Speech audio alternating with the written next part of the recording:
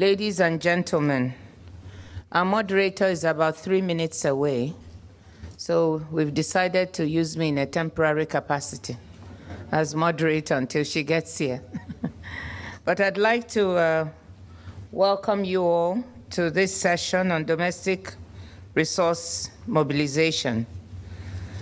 I'd like to welcome you to Nigeria House and thank the permanent representative of Nigeria to the United Nations, Professor Joy Ugwu, and her staff, and particularly the staff, very able team of the Global Partnership for Effective Development Cooperation that worked hard to put this event together today. We are here because we want to talk about a very important issue, which is the domestic resource mobilization, which is a crucial aspect of our focus on this global partnership for effective development cooperation. And at this point in time, I won't say too much about the partnership because we have our co-chairs.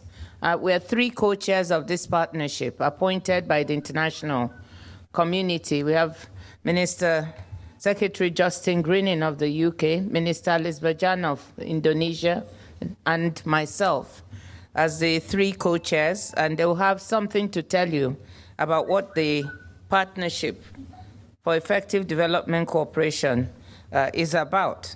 But the subject we're about to tackle today, we think is a very important aspect of the life we're living now in the post-2015 MDGs era. The crucial question is, how do we mobilize the financing and the resources needed to tackle all the initiatives and all the actions that will be needed to enable us to achieve the sustainable development and achieve the results that we'll be looking for post-2015. And we think that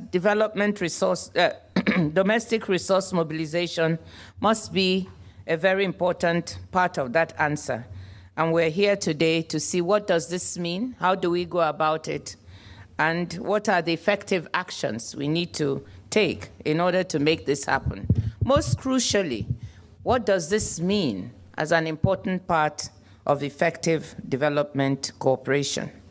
So in case you're wondering whether you're in the right place, having listened to what I have to say, you can now decide whether you want to, this is the topic you're here to listen to and discuss this afternoon.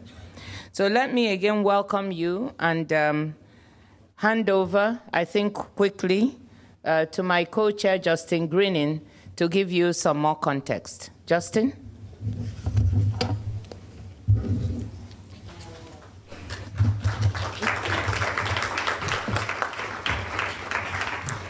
Thank you very much, Ngozi, and it's a pleasure to be able to briefly talk to you all today. I think this is an incredibly important session that we're about to have.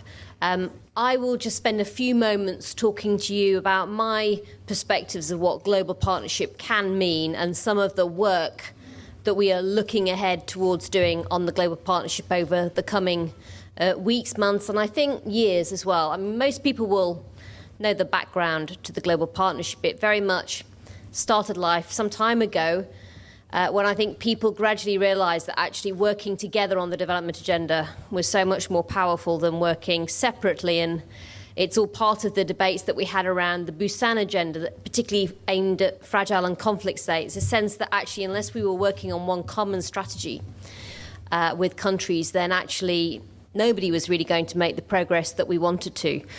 And people have talked, of course, in the MDGs, that final MDG goal around working together, global partnership. But I think there was one MDG that people felt probably didn't crystallise, really didn't see the progress on that I think we had hoped. It probably was that global partnership MDG in many respects, in that I think people sort of had an idea of what it was meant to be, but it seemed to prove quite hard to get our arms around and to work out how we could work more effectively together. As I said, I think things like the Busan deal really started to show the way, but there's just a sense that actually we've not done this well enough. And the global partnership work that we're doing now is about how we can really start to get to grips with this agenda of working collectively and recognise actually that the world's changed anyway since the first lot of MDGs. There's a wealth of knowledge sharing that can take place now between South and South countries, between countries like the UK and our knowledge of being involved in the development business, but also partnering up with emerging economies, with the Indias of this world, and collectively then working with the next wave of developing countries. And just a sense that actually it's now time to join up. So what are we going to do? Well, we're not going to hopefully fall out of the window at the back. We'll be working together, myself, Ibu Armida from Indonesia and Ngozi from Nigeria, with the government of Mexico to be hosting a high-level meeting early next year where we want to just bring together a variety of stakeholders. And we will be looking at things like domestic resource mobilization, how we can make sure that we knowledge share and make the most of that what works agenda, how we can really understand how to fuse in some of these new actors more effectively, particularly the private sector, for example. How we can make sure that some of the post-2015 debates, particularly the sense of no one being left behind, inclusive development, how we can make sure that that gets built into the work that we do within the Global Partnership Initiative. So lots of questions to answer. I think a growing sense of what the work programme is that we have ahead of us. And I think today, this session really is about zoning in on one of those issues, which is domestic resource mobilisation. From my perspective, in the UK, I think there are a number of different levels to look at this. It's about country ownership of resources, making the most of the resources that are there at the domestic level. It's about making sure that there is the technical expertise and the sort of taxation systems that need to be in place to capture that economic development that's happening and the benefits from it. But I think there's a really important piece that needs to happen at the international level. And the G8 that the UK hosted this year, we really tried to push on this sense of the need to improve the international rules around cooperation, which is why we were pushing for transparency, this so-called beneficial ownership, really understanding who has what assets, if you like, within banking and with bank accounts, and then combined with that, the need to then share that information in a structured way. So a very ambitious agenda. We set ourselves some huge tasks actually going into the G8, but I think it was the right thing to do, and a very, very long way to go. And we were delighted to see at the G20 that this issue of reform of the international financial institutions was really taken forward at the G20 by Russia, and I think we made more progress there. It's got to happen at the international level if we're really going to get any fundamental change. But if we can achieve that prize of really getting to grips on having beneficial ownership made transparent, having agreements in place so that countries and in particular taxation regimes can get a sense of who owns what, then I think we can really make sure that the taxation receipts in particular that countries are generating and companies are generating can end up in the right place and can be then put to use by those countries for the good of developing their own societies, their own economies, and their own cultures too. That's really all I wanted to say, not least because I have to go to another event to make a statement on behalf of the UK government. But we'll no doubt continue this discussion in the coming weeks, months and years. And thank you for you and the time you're taking to be here today. Good luck, and no doubt see you maybe in Mexico in a few months' time. Thank you.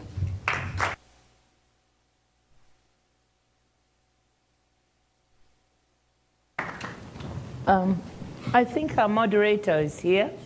We're extremely... We're delighted to have an extremely talented, world globally known, extremely taxing moderator, this evening. And I'm very happy to hand over to Zeinab Badawi. Thank Zeinab, you. welcome. Ngozi, my sister from Nigeria. Thank you very much indeed, Minister, and Your Excellencies, ladies and gentlemen, friends, fellow Africans, etc., etc. It is this working? Can you hear me? Yes. A little bit louder. I normally have somebody doing this for me, so just checking the microphone myself. It's very, very good to be with all of you here, and I hope we're going to have a very, very fruitful and engaging and illuminating experience in these discussions. And it's a very, very important topic which we are talking about, and it is very apt, Ngozi, that we are here in Nigeria House, because obviously, as is becoming more and more apparent, Nigeria, 160 million people, increasingly becoming a kind of powerhouse of sub-Saharan Africa, not only numerically, but in so many other ways. And no doubt we'll be exploring some of those. Have you introduced our panel, or shall I introduce to you our wonderful panel? Please go ahead. So I will, shall I start at that end? So you are Heikki Holmas, Minister of International Development, Norway. Oh yes, now of course you're Norwegian. I can see. I'm Norwegian. Yeah, right. Hello very much indeed, Mr. Holmas. I can see you there. And somebody I also know there. Should I call you Nemat, Shafik, or Minouche? Which would you prefer? Minouche, the Deputy Managing Director of the IMF. Welcome to you also. Juan Ricardo Ortega, Dr. Ortega, and you are the Director General of the Colombian Tax Administration. But count yourself amongst friends here, don't worry about it. Yeah, but we're going to be getting some tips from you later. And, of course, former President of South Africa, also somebody we all know very well, Thabo and Mbeki, but you are, in this capacity, you are here as the chairman of the high-level panel on illicit financial flows from Africa, and also my friend Angel Gurría from OECD. And I would also like to acknowledge a couple of people in our front panel. Dr. Jose Antonio Meade Curibrena, Minister of Foreign Affairs from Mexico. There you are. If you say hello to everybody, perhaps, Minister, and stand and salute. And Justine Greening, of course, the Secretary of State at the Department for International Development, was also with us. So we will discuss, what we'll do is we'll have some presentations and setting the scene from our panel, and then we'd very much like to come to all of you to see what you'd like to raise, comments or questions on this topic. But I'd like to start off, first of all, by asking you, Thabo and Mbeki, when it comes to illicit financial flows from Africa, are we at last acknowledging just how important tackling this problem is? Because obviously it's been around for a long time. And do you think that at last we are getting serious about it? Yes, thanks, Zeinab. Yes, indeed, I think we are. As you said, really the only reason I'm here, apart from pressure from her, is because I chair this panel on illicit financial flows from Africa. It was established by decision of the African finance ministers, finance, development, economic, other ministers, 2.5 years ago. Exactly because they recognize the importance of this. As you say, indeed, the thing has been around for a long time without anybody particularly, certainly on the continent, paying the particular attention to it. But this time, these ministers looked at the matter, said it was important, and then reflected on the fact that we're in fact losing huge volumes of domestic resources, which we need for development. The figures that I have seen, at least the figures that we are working on, would be, which are the same figures which would have informed the African finance ministers, was that, for instance, the continent loses something in the order of $50 billion a year through illicit capital outflows. It's just huge sums of money for us. Mm-hmm. And you find all sorts of figures. For instance, we would say that what we lost through illicit outflows, say from 1970 to 2008, would be 3 times the amount of external debt that the continent had. So this is huge, considerable sums of money. Just to explain to us what the illicit capital flows are, what constitutes them? It's what goes out of the continent as unrecorded outflows. The reason they would be unrecorded is because they're illegal. They would occur in various ways. A lot of work that the OECD, for instance, has paid attention to. Issues of trade mispricing, transfer pricing, undervaluation of the raw materials that the continent produces and exports, so that whatever money is made out of there remains outside. It's undeclared. Tax evasion, of course, corruption on the continent, which is very much part of all of this. So you have these outflows which occur for various reasons, as I say, through activities of multinational corporations, through corrupt practice in governments, through crime, like drug dealing and all of that. So they would occur, the outflows would come from all of these various activities. I mean, our task then as a panel is really to try and estimate the volume and the size of this, to try and find out ways, how does this happen? Because in the end, to come back to the question that you're posing, in the end, we must come to some practical suggestions as to what do we do about it.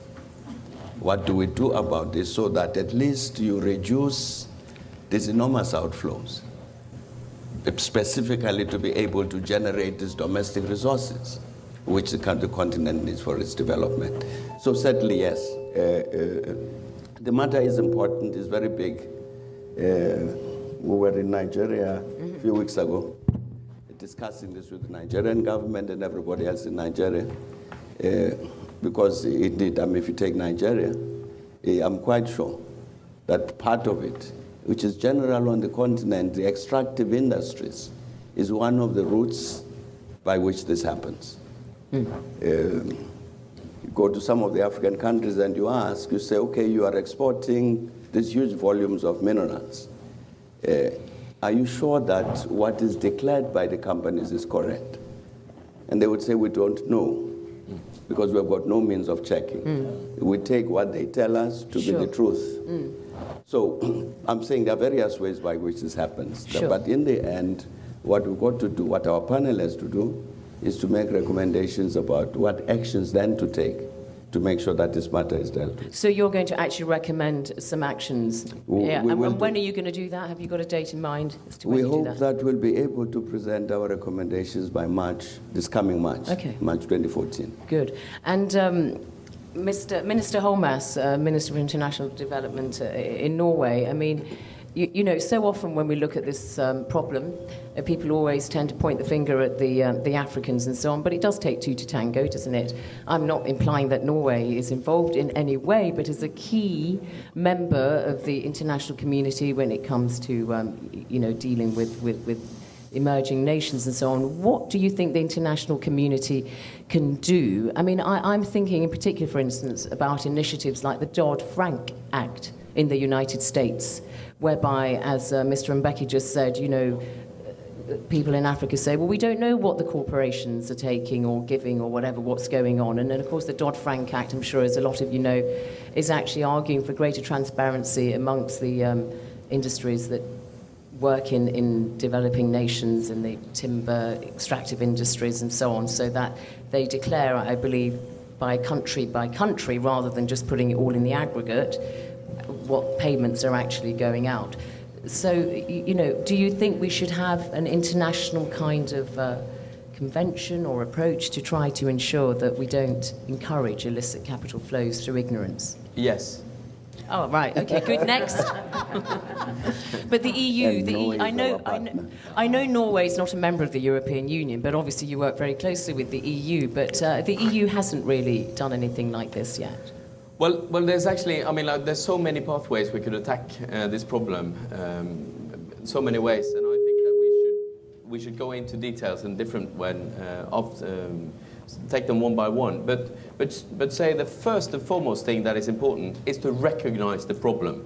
And I think that the big change that has happened after 9/11 really, but I would say even more after the Lehman Brothers crisis in the US, was that there was a realization that this lack of transparency is not only a problem to those countries that have been robbed for generations because of transfer pricing and minerals being exported, but it's also a problem for the security of the financial system and a problem for countries like ours, because the way that companies are now moving their income from a country like Norway and like Great Britain, who had a hearing in their parliament, to the secretess jurisdictions, the tax havens, and making certain that their expenditures are in our countries and the income is in the zero taxation countries.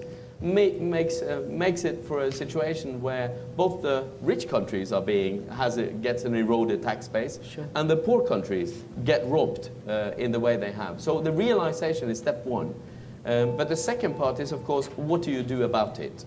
Now, there are plenty of initiatives. You said Dodd-Frank and the FATCA that I think will be very important in US laws. And we've just made a deal with the Americans on the FATCA, getting our conventions and exchange of tax information right. But we are now introducing from the 1st of January in 2014 the land for land reporting that the EU is working on and will be implementing. But we are saying that we should be the first movers. We should move faster than the European Union and be just as strict or even stricter than they are going to be, which means that companies has to report land by country reporting, and thereby making certain that it's more possible for different countries to see what kind of income is generated and what kind of expenditure, and also what amount of taxes is paid in the different countries. So that's step one. Should I go on? Yeah, why not? How many steps have you got? That depends. We've got plenty of steps, but I think there's a step. Could you whittle them down to like 3 key ones? Right. That would be one. That was one. One and a half. Second bit is, in my opinion, that you should have an automatic transfer of information, of tax information. Now, the FATCA does that. And the OECD have been working hard along those lines of giving the, what can you say, standard ways of exchanging tax information. But we are now pushing in the OECD, and I'm sure that the OECD can talk more about that, saying that this should be the standard way. This should be the standard contract and the standard conventions deals between countries in the future.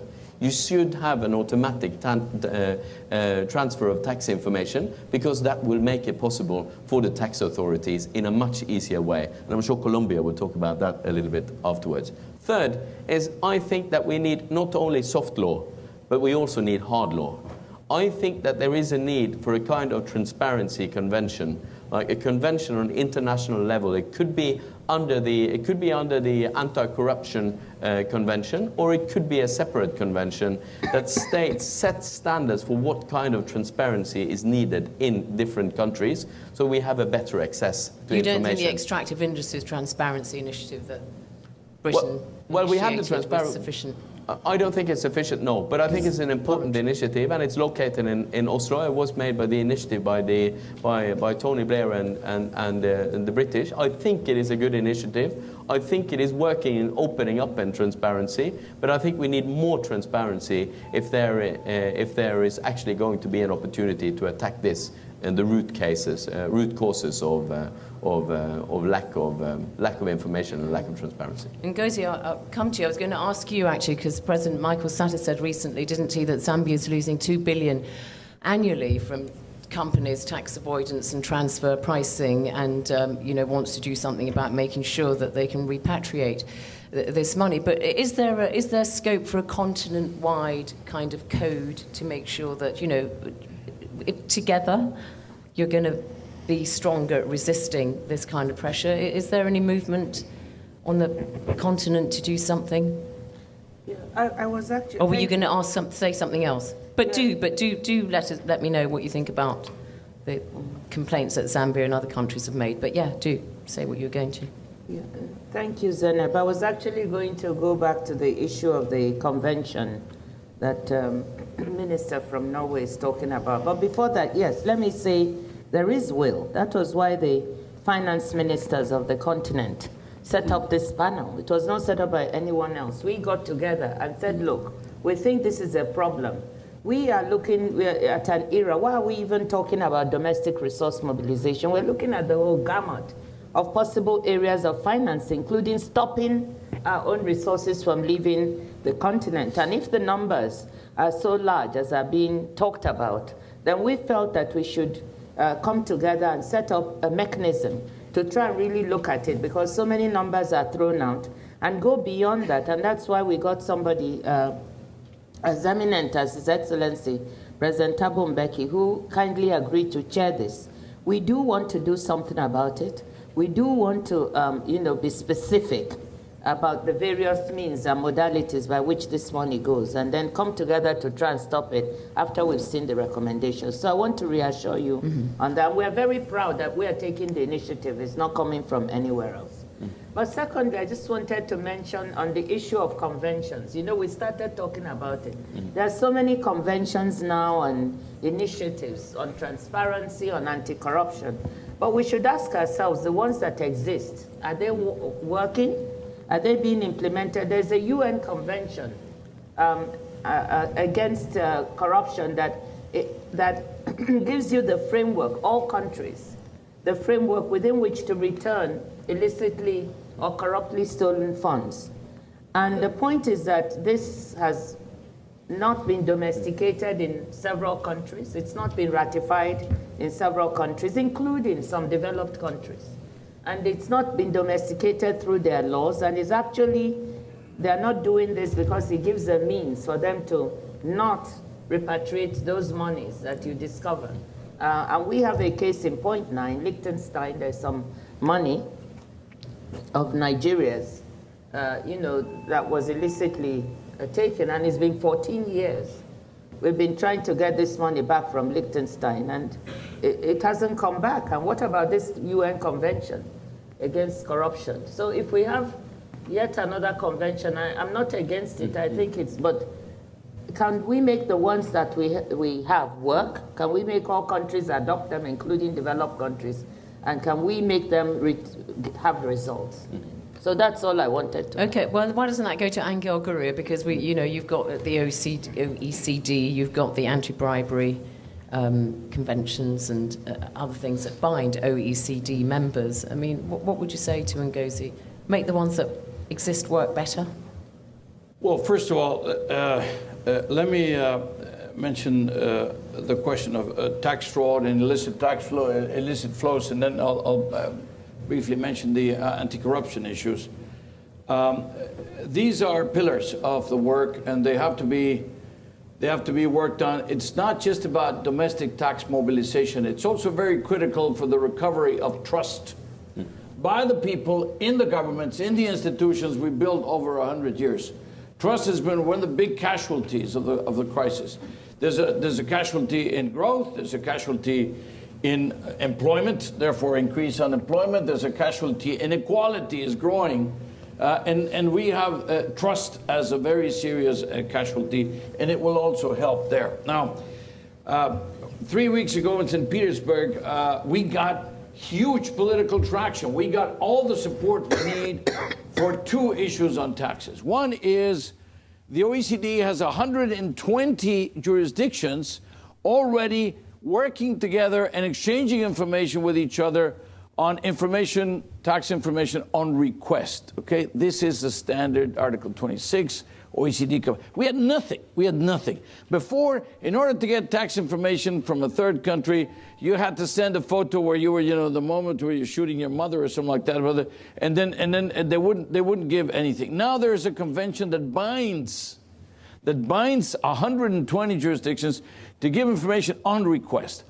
But now what the world is saying is that's not enough. It's not good enough. On request means you got to have an idea of who did it with, where he sent the money, where he may have sent the money. automatic exchange of information is the new norm. It has to be the new global, more ambitious standard. Automatic exchange of information means the moment you put a deposit in a third country, the bank in the third country will inform their own authorities. The authorities will inform the authorities of the country of origin of that person. And then if the person declared the account, perfect, no problem. If they didn't, well, maybe he'll be invited to have a cup of tea, you know. So this is the new standard. We're moving in that direction. Of the 120 jurisdictions, 60 have already signed the convention. No need for a new one. This is a convention that originally was OECD, Council of Europe. Now it's open to the whole of the countries of the world. We had African countries, Asian countries, Latin American countries, all sorts, plus all the G20 are there, developing, emerging. They've all signed up. Now, so the instrument is there. We're moving ahead. We have to accelerate for having a new template, a new normal, which is automatic exchange of tax information. And what's more important is that the coffers are already starting to tinkle. You know, so money is coming in because people have this impression that very soon there's going to be nowhere to hide. And that's the whole point. You know, this is individuals, however, Zeinab. This is individuals. What about the multinationals who don't pay taxes because of what the minister just described? We call the phenomenon base erosion and profit shifting. You erode the taxable base by applying all sorts of costs to the profits or whatever, and then whatever is left, you take it to a jurisdiction where you don't pay taxes. So they end up paying zero taxes. Anyway, no, they don't pay taxes to the developer, developing, or anybody. Now, the BEPS project, we've just launched it, supported by the G20 finance ministers, supported now by the leaders in the G20 in St. Petersburg. 15 different action strands. It's now in action, and 60 countries, again, all the G20 countries have already signed on it. 60 countries have signed, not only for automatic exchange of information, but for this new work on multinationals. One big difference.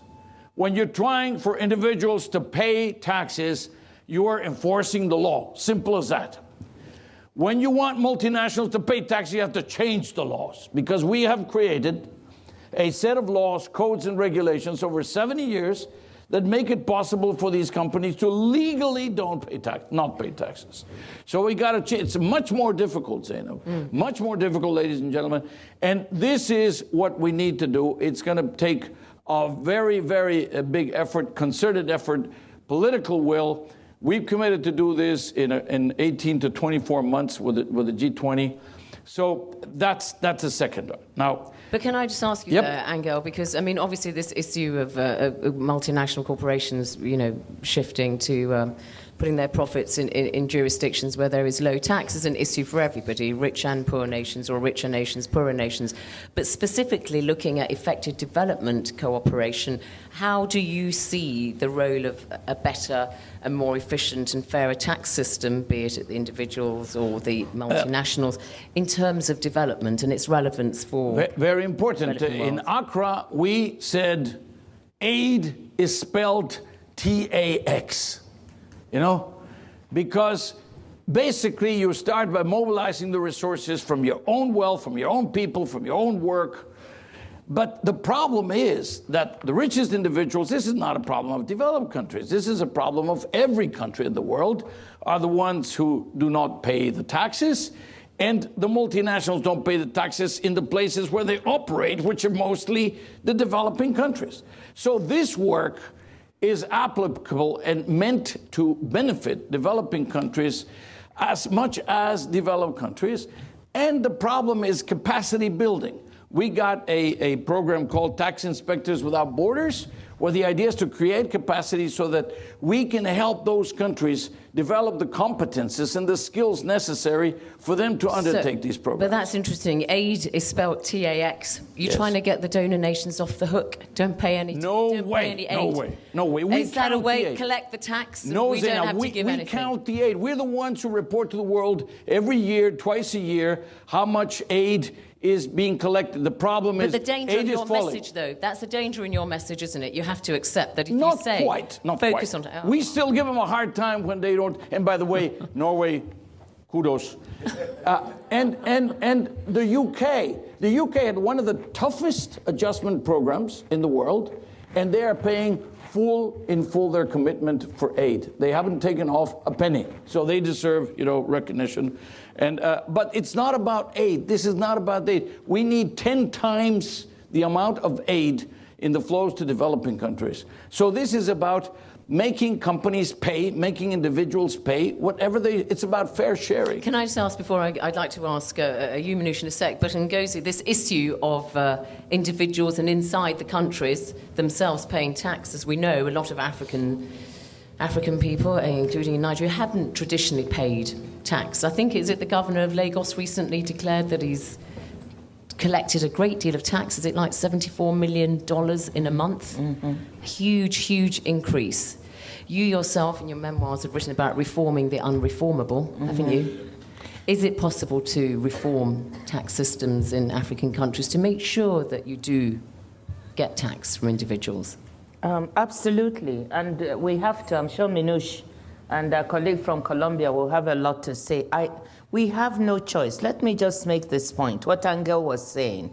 I think the point is that if we are realistic in the present environment where aid is going down anyway, we don't have a choice. That's the first point. But to reform tax systems, to raise more domestic resources. Second, I just want to make the point that most of development is financed by countries themselves. And we often lose sight of that. An African Development Bank study showed that Africans raised $441 per capita in tax compared to $41 in aid. So that in most countries, the aid is only about 10% of the receipts collected by the tax system. So we mustn't forget that. But there's still plenty of room. Again, a study by the fund shows that we can raise another 4 percentage points of GDP of tax in our countries. And that will bring in a lot of money. So in my country, for example, there are a lot of leakages. And as you said, first of all, we have a lot of informality in our countries. Maybe up to 40% of economic activity is in the informal sector, and it's very difficult, to really tax that sector. Second, it's not that African citizens don't want to pay, but very often they don't see the services commensurate with the delivery. So before you ask people to pay more taxes, you've got to step up.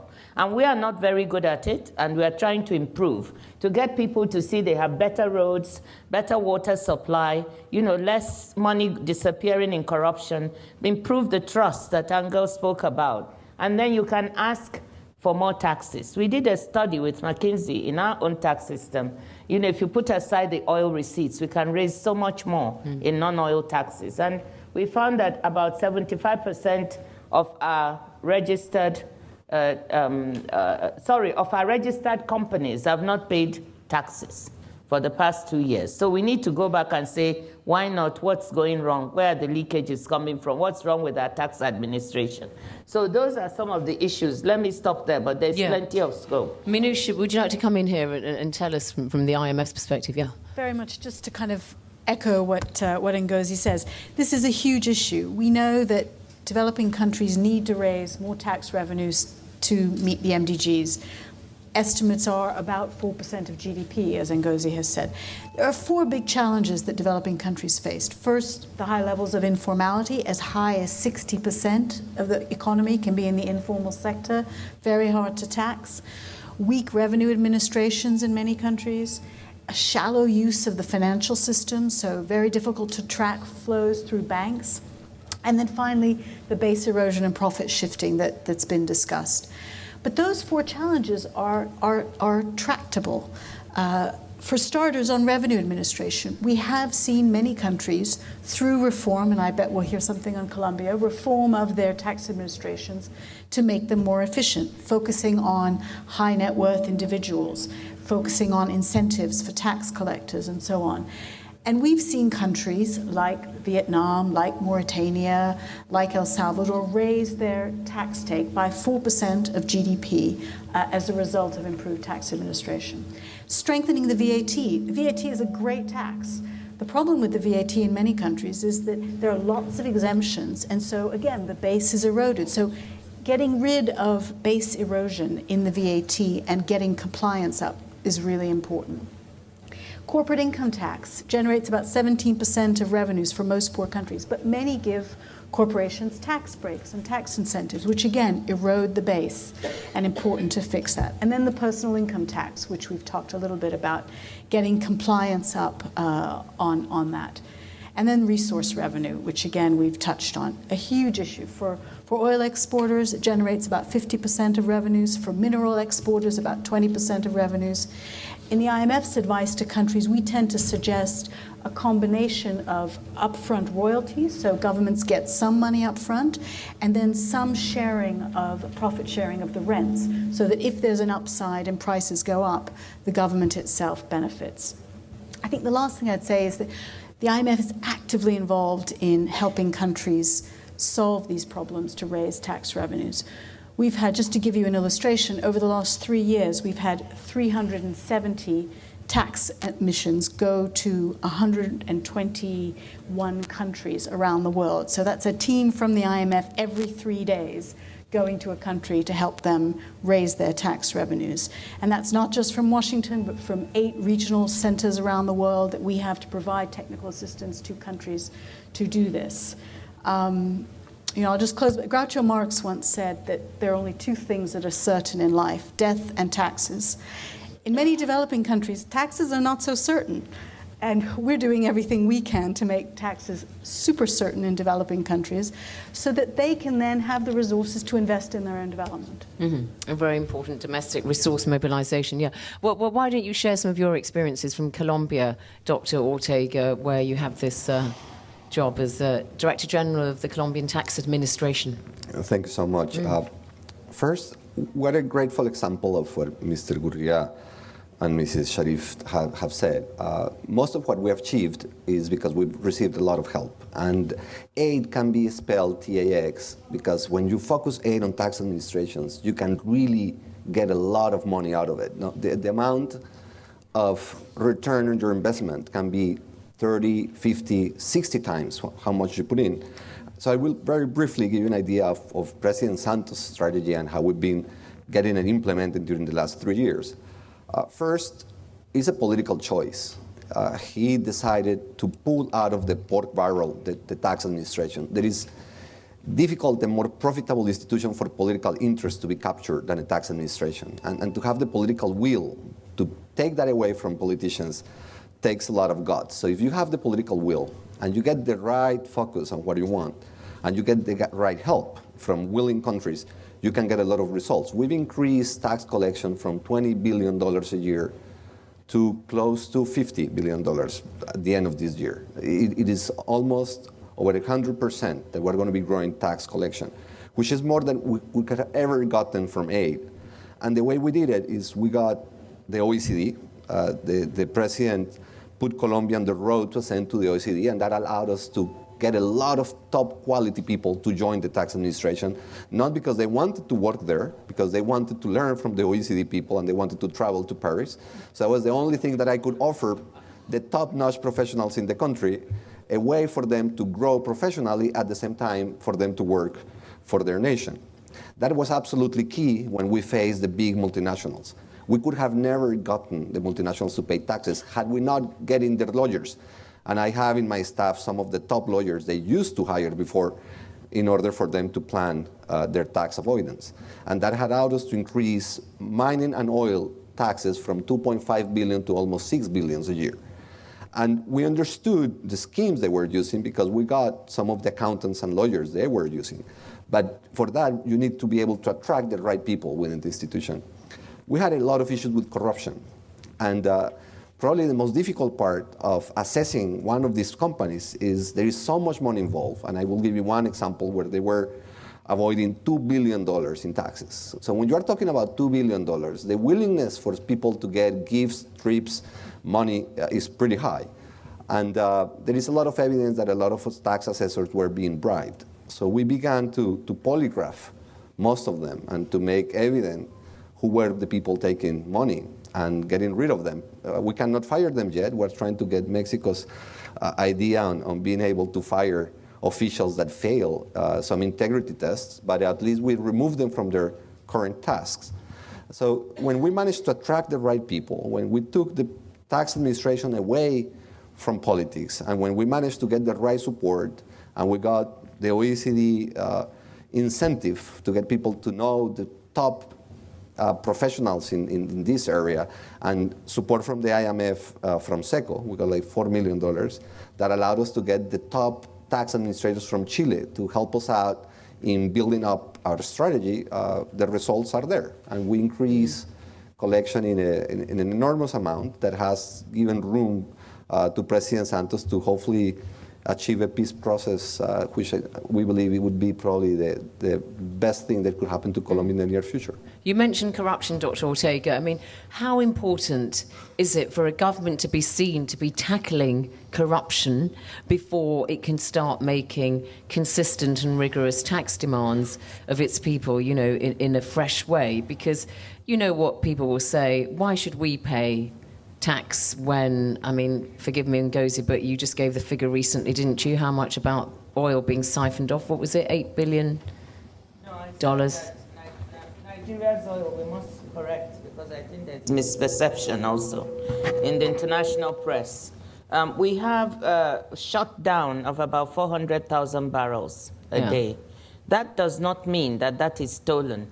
Mm-hmm. If you have about 30,000 barrels from a pipeline, you know, then the company shuts down the entire pipeline, and that money is lost to the public purse. So that's what I was talking about. Right, okay. You know, but, so I mean, maybe about 70,000 barrels is the sure. amount to assess that is stolen, but it results in about a shutdown of the pipelines of 400,000. But the point I'm making is that what is the other figure? Since 1962, Nigeria's lost, what is it, $380 billion worth of potential oil revenue. That's a figure you kind of see since 62. Anyway, the point is, Nigeria has lost over the years a lot of money to corruption, one way or another. And the point is, how easy is it for a government to ask people to pay tax when they're going to say, well, look, we're not sure if we're being penalised when some of, you know, the elite or the fat cats somewhere are just siphoning off the money. You need to tackle the corruption before you can start bringing in an effective tax system. That's the point I'm asking Dr. Ortega. Isn't that right? Is that right? I don't think so. I think you have to tackle corruption in some key areas, but you cannot get corruption resolved all of a sudden. It is a slow problem that you're going to get rid of it through time, but you cannot resolve it at just one shot. So what we decided is to choose some key institutions within government and focus on those. In my mind, the judicial system and the tax administrations are the two key institutions that if you manage to resolve corruption issues, you are going to be moving forward on a steady base, and slowly but surely you are going to be getting to the right amounts of difficulties with institutions, but not the rampant corruption that you get to see today. We had a huge issue with corruption in the Colombian tax administration. Mm-hmm. Out of 500 polygraphs that we've practiced as of today, 450 people have failed. And when you look at the amount of wealth that they have accumulated, it's enormous. So tax administration is a particularly complex task because there is so much money involved, and institutions are weak. And in weak institutions, people can get away with almost anything. So to try to get the attention on one institution and to get the society to understand that if you manage to do that correctly, you're going to get the resources to invest in security, in education, and in the judicial system. That allows people to believe that you are moving in the right direction. You have to give people a clear north and hope that you're going to be able to resolve the issues. But you cannot do it without collecting taxes to begin with. Sure. I just meant it's a harder sell when you don't perhaps are not perceived to be above corruption. Yes, Minister Holmas. I think that what you're mentioning, I mean, like what you are doing doesn't make you very popular in some of the more powerful circles, I would believe. But hopefully you will be a more popular guy after some time. That's why I get to travel here. I told him he's amongst friends. but I think your point is valid still, because I think that the important thing, even though tackling corruption is key, But I think the important thing is to build up the social contract, as Ngozi was talking about. And that explains why in many developing countries you have a tax share of GDP of around 10% and a little bit above, while in a country like Norway you have 43% tax over GDP, and in Sweden and Belgium you have about 48%. And that is because the social services, the pension system and all the other stuff is in place. So to build that social contract, you need to be able to get in the money, and you need to be able to show that you are actually delivering social services for it. And as soon as you start doing that, and you are able to show that, you could take in, you have some experience in this, right? You can take in, cut on fuel subsidies, for instance, on one side, and or get in money in some way, and you can spend it on social programs instead that will come to the benefit of people. Then it's possible to sell. But I think that is really a key element. Could I give you an example on yeah, briefly, because I'd like to come to Minister Mead at this stage as well. But yeah, give us a brief example, because why I think it's so important to talk about this, and a question to the IMF. For instance, we work together with Zambia. We have tax work together with some of the East African countries. We work with Zambia and worked together with them on improving their tax administration in the mining sector. They increased their amount of people working on taxation in the mining sector, and they started getting more revenues. They increased their revenues by 1.7 billion Norwegian kroners. That would be about 300 million US dollars. After only very small investments in tax authorities. And that is what I believe you said you could take 60-fold the investments you can take. I think you said 100-fold the investment you could say. Yeah. And that is the important stuff. And this is the people's money, right? This is money that otherwise would go out of the country. So it's not, I'm not saying this is an alternative to aid, because I think it's important to increase aid from the rich countries. But I still think that you cannot, in a way, close your eyes to seeing that there is an opportunity in fair taxation of the national resources in a way that should come to the benefit of the people. And it makes it easier for donor nations also to justify to their own electorate the fact that they do want to increase. Why should poor people in Norway pay taxes to people to serve poor people in poor developing countries in a situation where the developing countries are not taxing their own rich people? Sure. Do people on the streets of Oslo say that to you? No, but some people say it to me. Some people in Oslo. But 80% of the people in Norway feels it's right to pay development Yeah, but you're aid, a rich right? country, you know, come on. All that oil, and what are you, 5 million people? Well, 5 million people, yeah. Yeah, well, there you are. It's easy to run a country with 5 million people. Yeah. So I'm not being ungenerous. Minister Mead, you're going to be hosting... Oh, sorry. I just wanted to see what Minister Mead had to say of this, because you're going to be hosting that first Global Partnership ministerial level meeting in Mexico, as we said, next year. And this issue of taxation and mobilising that as a financial resource that we've been discussing, but also the ones that President Mbeki raised earlier on about stemming the flow of illicit capital. Two very big issues you're going to be raising, no doubt, at the meeting. Those are two, but I would want to contribute with a third and a fourth one, because I think they are relevant in what has been said today. One of them is the role of middle-income countries in cooperation. Mexico is a middle-income country. Colombia is a middle-income country. Nigeria, on many levels, is a middle-income country. So there's this whole issue as to what the scope of cooperation between middle-income countries and towards middle-income countries is. As Juan Ricardo pointed out, cooperation in building up institutions continues to be very relevant within middle-income countries. 3/4 of the world's poor live in middle-income countries. So that's a huge element that we should be also trying to discuss, and what middle-income countries can share with each other and with low-income countries as well. And you said another issue that I think was relevant, and that is also, I think, part of the debate. You said that people were not willing to pay taxes, or that one could argue that people were not willing to pay taxes if there was a perception of corruption. The other element to it is whether people are willing to pay taxes if they think the resources that they are contributing are going to be misspent. So there's an issue as to how you grade the quality of your spending. And a relevant issue in terms of aid is how you grade the element of aid and whether aid is being successfully applied or not. That has a domestic element to it. and it has an international element to it. Justine said, and she was right, the bulk of developing financing is domestic. So the countries should move, and that is also a topic relevant for cooperation, towards developing capacities to grade and to qualify and to be certain that the money that they are spending is well spent and that the results that they are getting are worth the money that they are putting into those resources. And that is true in aid as well.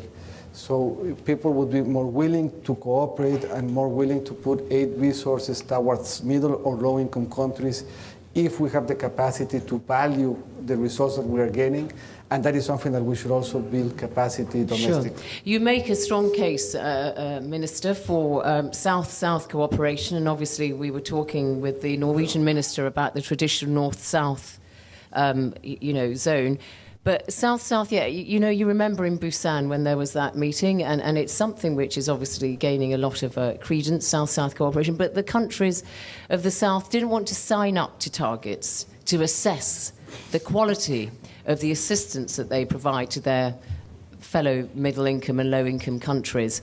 And why is that? Just before you answer, I will welcome Her Excellency, yes, President Ellen Johnson Sirleaf, the President of Liberia. Thank you very much indeed, Madam President, for joining us.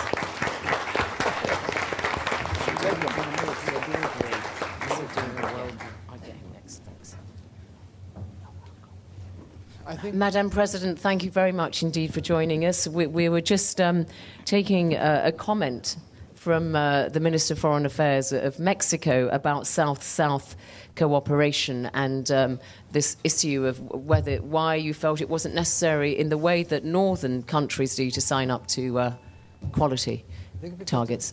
The metric of the cooperation is different. The type of cooperation that can be given on a South-to-South basis typically is based on expertise, is based on sharing experiences, sharing best practices.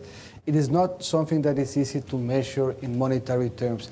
I do think it should be valued, and that is precisely what I made the point, and I think that it should be assessed. But most of middle-income countries don't have the capacity to assess what they are spending domestically, let alone how they would develop a framework that can reach agreement as to how you would assess what aid is doing to a country. So I think that there has to be first work developed to build up capacities to assess domestic spending that actually validates the type of social programs that middle-income countries can cooperate with. And once those programs have been valued with an agreed-upon methodology, that would be a good basis for aid in a South-to-South basis, and then we would have a methodology that would enable us to measure the impact of that aid.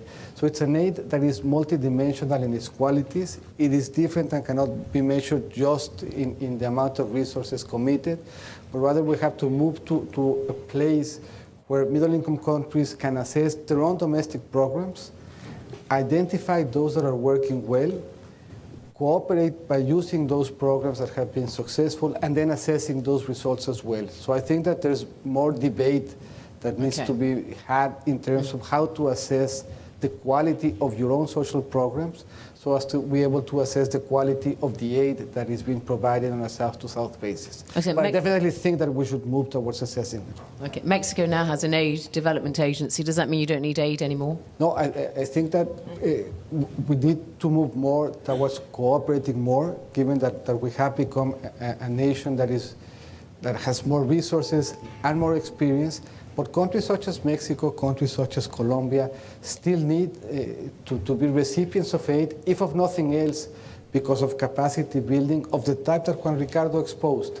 Colombia clearly is a middle-income country, and Colombia clearly benefits from the capacity building cooperation that he got from, amongst others, the OECD, but other South-to-South countries. He mentioned also cooperation from Mexico in terms of developing a legal framework that would enable you to separate workers because of a failure of confidence. So there are plenty of examples, I think, that showcase why aid to middle-income countries is relevant, why aid between middle-income countries is relevant, and why aid from middle-income countries to low-income countries has a capacity to be useful as well. Thank you. President Ellen Johnson Sirleaf, welcome to our discussions. Just to include you in, I know that you're one of the co-chairs with David Cameron, British Prime Minister, and President Bambang Yudhoyono of Indonesia on what happens after 2015 when it comes to looking at the post-MDG world. And you know, David Cameron has said, somehow we've got to make sure that we look at some of the factors of poverty, and he mentions corruption and a fair justice system.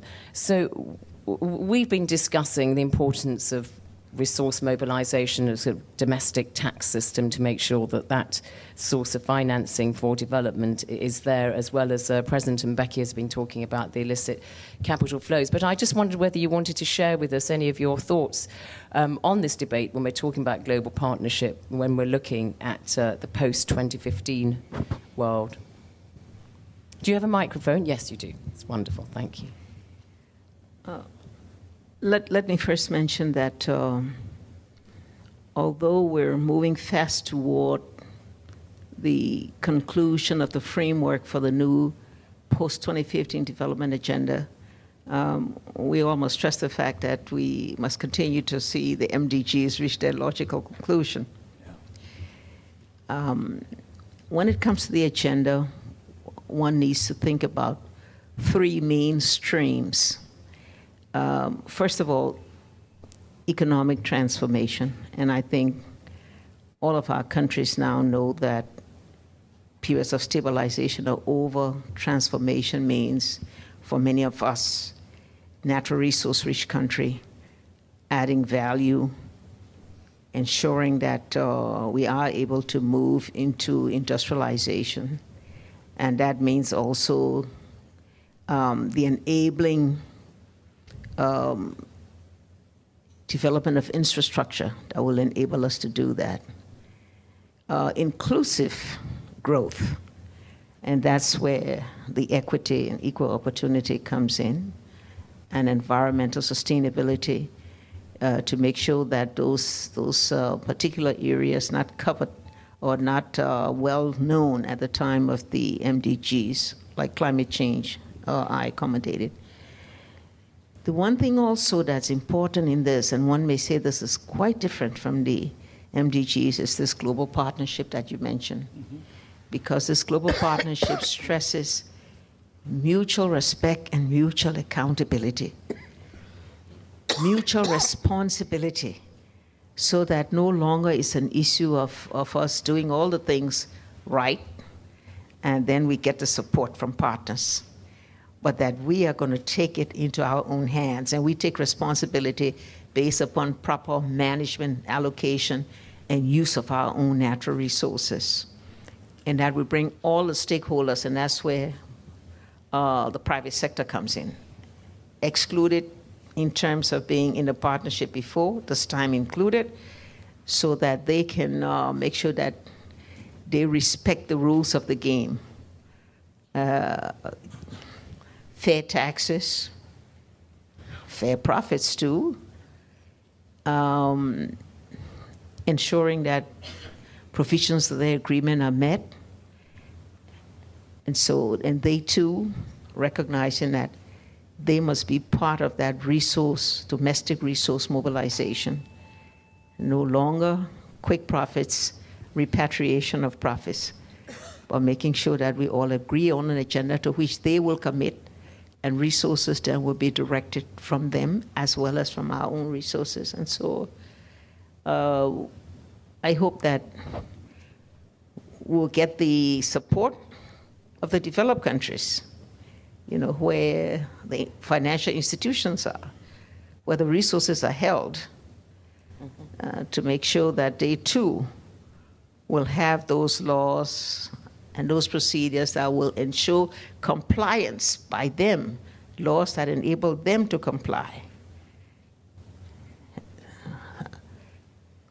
I believe that we're heading to a new era. Like I said, a new era of mutual responsibility. I know that for many of our countries in Africa, we are strong in our resolve that we're going to build our economies on our own, Additionality is important. Partnership and assistance is good. But we must now use our natural resources and take charge of our own destiny and future by using the resources. Thank you. Well, thank you. Resource nationalism, in other words, Madam President. I'd like to call from the floor Mahmoud Muhyiddin, who is the Special Envoy to the President of the World Bank, Mr. Jim Kim. And just to ask you, picking up from President Ellen Johnson Sirleaf, how do you see all this fitting in with the design of the post-2015 world? Well, thank you so much for this opportunity, and I think the high-level panel report is a very good start for this global dialogue and debate about the priorities post-2015. The report is excellent. It's full of good ideas, putting nice 12 goals to achieve. But one goes through these goals would wonder how these goals are going to be financed. Elimination of poverty, access to education, enhancing the quality of services for health, and all of the other important and basic needs that need to be fulfilled. So I think the discussion today around domestic resource mobilization is very important and very relevant. And it's not just important in itself, because we just finished a couple of days ago, the World Bank, a piece on financing the post-2015. President Sirleaf, you may remember when we met in Monrovia, you asked us to do this piece. We presented that first in Monrovia and then in Bali, and with good inputs from Minister Ngozi and her colleagues. We need to take this issue of domestic resource mobilization seriously for its own right. But it is very much essential for the other 4 pillars needed for funding the post-2015 agenda. If you need serious engagement of the private sector, you need really to have good system of support to your domestic private sector. And this is the second pillar. The third pillar is attracting the capital flows, the FDI, portfolio investment. And again, for that, you need very serious attention to domestic resource mobilization. ODA, as you listened from Minister Holman, basically about people would adequately and relevantly ask, before I give you my money, show me what you are doing at home. Are you exhausting every possible opportunity to mobilize resources? Are you adhering to the rules of the Paris Declaration? Are you complying with what we agreed on Busan or not? This is not really an exaggeration for countries that are taking matters seriously and adhering to the 0.7 GNI, or even more like the Nordic countries and recently the UK. They are close to 1%, and some of them have been at 1% for a while. And then we talk about financial innovation. There is no way to talk about financial innovation without taking, again, this domestic resource mobilization issue seriously. However, there are a couple of matters here of seriousness. We have a very big problem as far as data is concerned. When somebody, I think, again, the minister mentioned the 10% of tax revenue to GDP, we don't really have a clue about this figure, say, a couple of years ago. The most recent data that we have for many low-income countries take us back to 2008, 2009.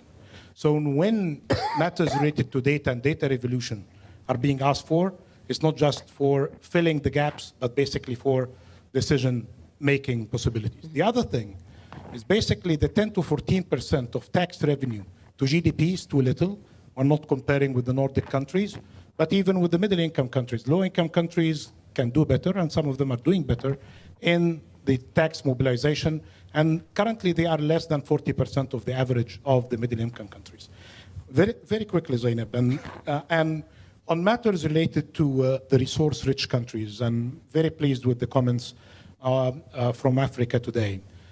We are astonished to see high growth rates, double-digit, during the last 10 to 12 years, and very low performance in human development. And I think the recent experience as far as natural resource mobilization, the thinking about establishment of sovereign wealth funds or better management of natural resources, target them to human development and infrastructure development, they are very much there, and we can help in the bank in establishing these agencies. Very finally, it's not just... Briefly, yeah. And very briefly. It's not just about how to mobilize revenues, but how to spend them. And there are many good examples about the quality of spending. But if we manage today to understand that some kinds of subsidies, including fossil fuel subsidies, more than $400 billion, the share of the poorest 20% is less than 8%, so I think they need really to be reconsidered. So there is a great deal of work and reforms that are needed in order to achieve all of these ideas coming from the high-level panel. And you've included every single one of them, a completely comprehensive answer there. Well, I tried. Thank you so much. Mahmoud. Thank you, Zeinab. Yes, you incorporated just about every point we have discussed there. But very briefly, Minister, because I'd like to go back to the floor. You wanted to come in. Just, I have just a very short question and just one thing, and that is, remember that increasing taxes is very political. It's extremely political. We can now sit and talk about it as a technical problem and a technical issue. It isn't. It's a strictly political issue because some parts of a country might have a strong interest in increasing the taxes, while other parts will say, no, this we are absolutely against. So it's a question of power. And in many countries, you see a very clear link between political power and economic power going both ways. Yeah, well, and then it's clearly It's difficult. not increasing taxes in many cases. It's actually initiating a tax system. That's the issue, isn't it, where one has barely existed. But I'm sure everybody's arguing for a progressive, not regressive kind of taxation when we're talking about African nations. Angel Gurría, yes? Just briefly, because Mahmoud mentioned the question of domestic mobilization. One way to mobilize domestic resources is not to waste them. And Minister Mead mentioned, how do you spend the money? This is critical for the support. The other one is not to give it away. And I just want to weigh in here on the question of the subsidies for fossil fuel consumption. This is bad for the environment, bad for the budget, and it's terrible for a progressive social distribution of income because it goes, of course, to the people who less need it. And 400 billion, now, that's more than all the subsidies to the common agricultural policy and the tariff support here in the United States. So Europe and the United States together, we thought this was the biggest waste of money and the misallocation of money. Well, no, it is actually in some of the poorest countries in the world, the question of subsidizing fossil fuel consumption. And by the way, about 100 billion wasted in the developed countries, in the OECD countries, for the same purpose. So just about this particular issue. Can you imagine, I mean, total aid, 120, 130 billion. Here, inside the countries, the developing countries, many of whom, of course, need some of the poorest countries in the world, some of the poorest communities, even if they have a GDP per capita which is higher on average, but they contain with them the poor, and they are giving money away to the people that don't need the money. So this is a very dramatic example of just getting it right. Sure. Okay, from the floor is Alex Tier here, USAID's Assistant to the Administrator for Policy Planning and Learning. How are you going to be tackling these issues that we've talked about? How do you think, as a key member of the international community in this regard, you'll take some of these things forward? Well, I wanted to say that, first of all, thanks. This has been an extraordinary panel, and I think incredible energy. And reflecting on what we've been talking about the past couple of days and the success that we've seen over these last 13 years since the Millennium Development Goals have been established have really been extraordinary for the planet. And I think there are a couple of critical lessons that we've learned from that. The first is that there are no silver bullets. We know that there are a lot of things that contribute to the successes that we've seen. But that leads us to the second lesson, which is leadership. It takes an incredible amount of leadership to do what we have been discussing and what the panel has been discussing. And I think the people arrayed before us are an incredible testament to that. The third point is that fundamentally it's not just about what we do. It's that we have changed the way that we as a partnership do business. we have changed the way that we approach development. And as a result, we are able to do a lot more. That's one of the reasons why the United States is such a strong supporter of the global partnership, because it has caused us to look at how we do development more effectively, how we can be increasingly transparent, how we can ensure that our resources are used more effectively. And I think most importantly for this panel, it is how we can grow the pie.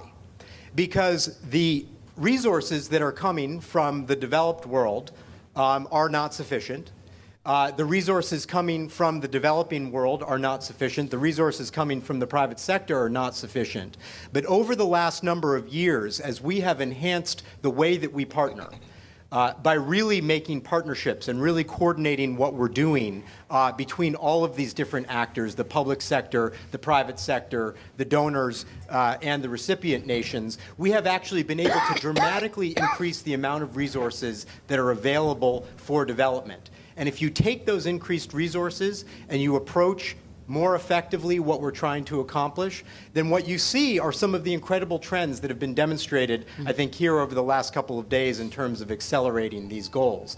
And so what we are determined to do through the global partnership is to make sure that we continue to focus on those things that have been effective so we can not only achieve the goals that we've set out before us in the next couple of years, but come up perhaps with some even more audacious goals after that, and ultimately, and I think most importantly, to eradicate the scourge of extreme poverty from the planet by 2030. Even more audacious. They're audacious enough, please. Anthony Mariping, African Union Commissioner for Economic Affairs. Just give us briefly, if you would, sir, just a flavour of the kind of discussions you'd had at the AU about this domestic resource mobilisation. Thank you. First of all, I agree with all that has been said and admire the panel very much and those who came from the floor. I want to concentrate on the financial sector, which I think has been just almost touched, but not quite. That it is also important in developing countries to have a good payments, clearing, and settlement systems.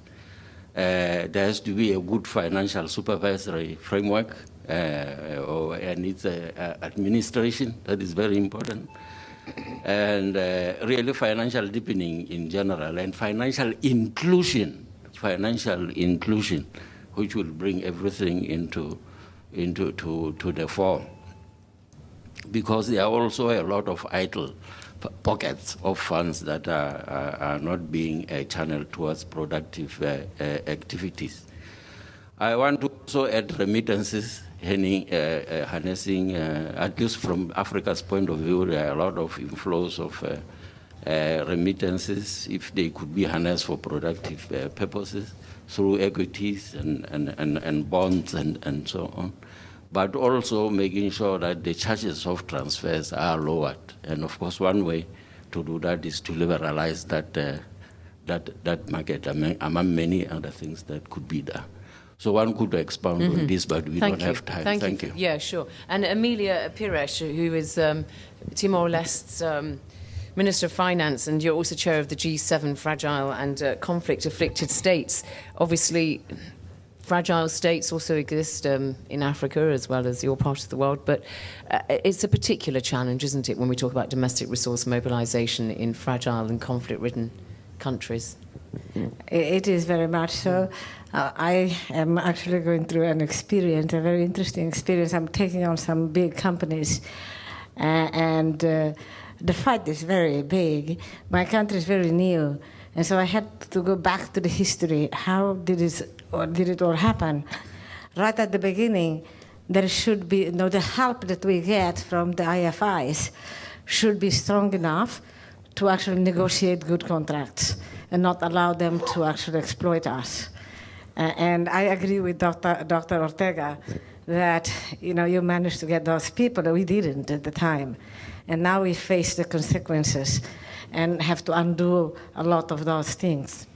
That's one. So my recommendation is that the IFIs, the help they give to the countries should be strong. And if it's not them, our development partners can help. And then it has to be consistent, continue, because the companies take advantage of the people, of the turnover of the advisors.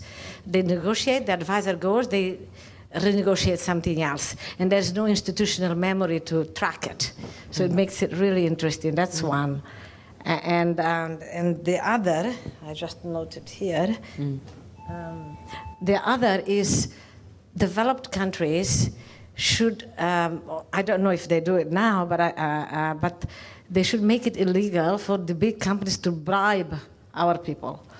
So if there is evidence that this happens, then the country from where they're coming from should make it illegal. So maybe that could put some pressure on them. Absolutely. As I said at the beginning, two to tango. I mean, I'll come to Angel Gurría, and I can't remember, I'm sure if anybody's from Tanzania here, it was Julius Nyerere, wasn't it, who said when it came to this idea of exploiting your resources, if you feel that it's not going to be done properly in a way that benefits the people and that it is going to result in the kind of scenario you've just painted, leave it in the ground, he said. Wasn't it Julius Nyerere who said that? Yeah. So, anyway, Angel Gurría. Just for the minister about there is an anti-bribery convention. All the countries that are members of the OECD, plus about 10 or 12 more that are developed and emerging economies, have signed on to it. And it's basically a commitment that you will fight and sanction and punish the companies in your country that are trying to bribe officials in third countries in the pursuit of business. Now, this already exists, and actually different from most of the OECD instruments, which are based on peer review. This is a binding, legally binding instrument that is ratified by the parliaments of the world, of the member countries. Now, the problem is that the original logic was to say, okay, the supply side of bribery, okay? The rich countries. Today, every country has companies that act internationally. So the problem is there has to be a network that commits that you make sure your companies don't do it to my officials, and therefore I signed the same that I will make sure my companies don't do it to your officials. So this network of the anti-bribery has to be completed, because there's no more valid characterization of where the supply and where the demand of the corruption comes from. It takes two to tango, this is well known, but it's also the supply and the demand comes from both sides. President Mbeki, it's often said, just listening to what the Minister for East Timor said, Timor-Leste, that, this happening, sometimes people say, oh, the African governments are being hoodwinked. Others say, oh, it's collusion between the MNCs and the Africans themselves. Do you have a view on this? Is it that they are sometimes dealing from a position of not knowing exactly what's going on? Can I answer that question a bit more broadly? Yeah, go on then. More broadly, yes. In this way. As I was saying that, as indeed you said, I chair this panel. Yeah.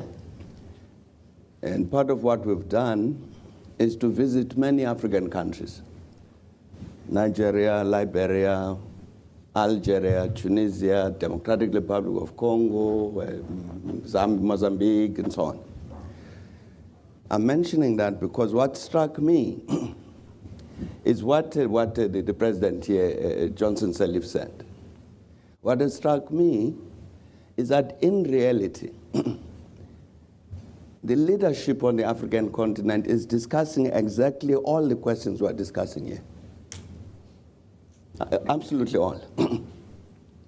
And as I've shared determination, we can go from Monrovia to Abuja to, let me say, even Kinshasa. And you'll find the same message, a very firm determination. We've got this challenge of development. We must take it on ourselves, as the president just said. There are many challenges, the challenges that our colleagues from Latin America mentioned. The capacity problems in governance, not just tax. Capacity problems in governance. We go to one country, Zeinab, and we find that there's tension between the Minister of Justice and the minister responsible for tax affairs, finance. And the reason there was this tension was because the tax authorities, doing exactly what we're talking about and recovering all these tax revenues, try their best and take these multinationals to court and almost always lose. So the decision, the view is the judiciary is against the tax authorities and in all likelihood has been bribed. But the reality was the tax authorities had better capacity in terms of commercial law than the judiciary did. Very interesting. And the corporations had better capacity than both combined. So when the matter is brought to court and the company defends itself, it's got all the lawyers and then the accountants and all this, which the state doesn't have. And the laws are wrong, too. And the laws may not be that strong anyway. Yeah. And so the tax authorities lose. So I'm saying that these are I'm telling you this example because it's raised in a particular country to say that this tells us there is something wrong. Sure. With the legislation, with the government institutions, what do we do? So I think what is going to be important, certainly in terms of mobilizing the kind of assistance, South-South assistance that we're talking about, certainly from the point of view of the African continent, is to understand better what the African continent is doing, is thinking, and what it is thinking of itself. The issue of bribery, issue of corruption. Indeed, everywhere you would go on the continent, this matter would be raised, that this is one of our challenges, and all sorts of institutions have been established, like this and that, conventions adopted, UN Convention Against Corruption, and then people would ask, so we've ratified this, but what mechanisms have we put in place to make sure that it actually takes effect? And these are the questions that are being posed.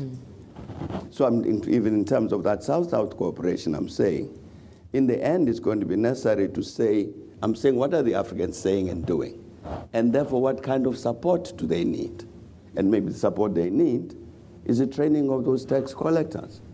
Minouche, yeah, a very great clarity you've given us there. President Mbeki, yes, please, if you wish to applaud, do. Thank you, yes. Minouche, yes, well, there you are. What support? Yes, I mean, I think when I was growing up in Egypt, I remember someone in my family saying, every family should have someone who's a doctor, someone who's a lawyer, and someone who's in the tax authority. Right? Symptomatic of a mindset of what one needed.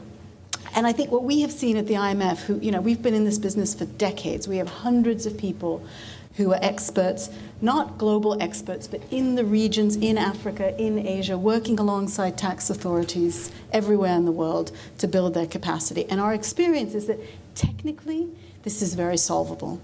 We know a lot about which types of taxes work where. We know a lot about how to train officials. We know a lot.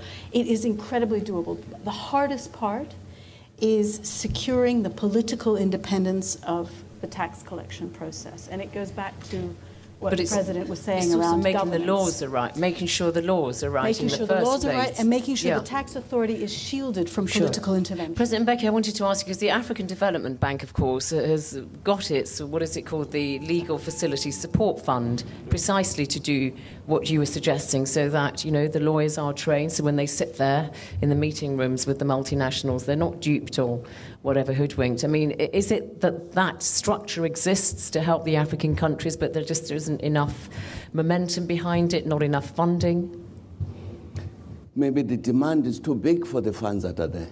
Because I am quite sure that the demand for this kind of expertise at Stockholm is critically important. The weakness of the African state institutions, it's in some instances, things will not be done.